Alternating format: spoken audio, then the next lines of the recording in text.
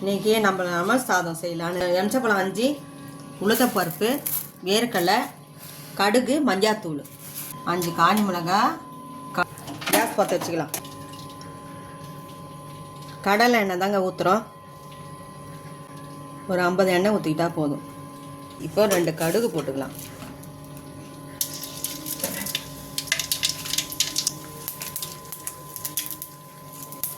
இப்போ காஞ்சி மிளகாய் கிள்ளி போட்டுக்கலாம்.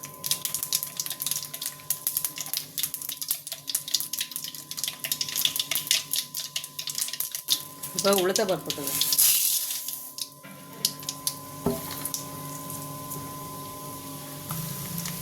உளுத்தப்பருப்பு நல்லா செவக்கட்டும்.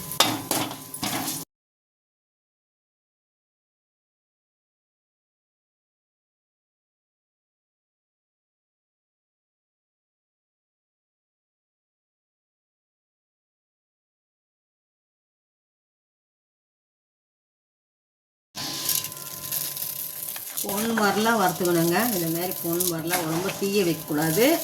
ஏன்னா இதுதான் மெயின். இப்போ அந்த பழத்தை ஊற்றிக்கலாம்.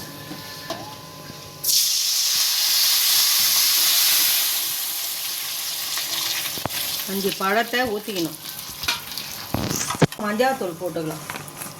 1/2 டீஸ்பூன். 1/2 டீஸ்பூன் மஞ்சாத்தூள் போட்டோன்னா இப்போ உப்பு போட்டுக்கலாம். 1/2 கரண்டி போட்டுக்கலாம். இன்னும் கொஞ்சம் போட்டுக்கலாம். ஒரு 5 நிமிஷம் கொச்சா போதும். ரொம்ப கொதிக்கக்கூடாது.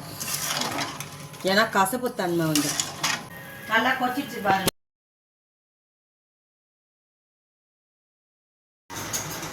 நல்லா கொச்சிச்சு பாருங்க.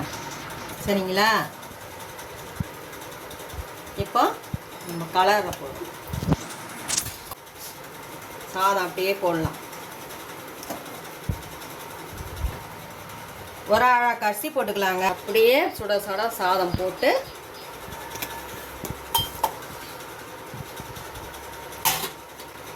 எனக்கு பெல்ல அமுக்கவே மாட்டேறீங்க. பண்ணுங்க. எனக்கு ஆதரவு கொடுக்க மாட்டேறீங்க. என்னங்க, நான் வீடியோ போட்டு தானே இருக்கிறேன். நீங்கள் எனக்கு ஆதரவு பண்ணுங்க. சரிங்களா? இந்த பாருங்க எப்படி ஆயிடுச்சு பாருங்க.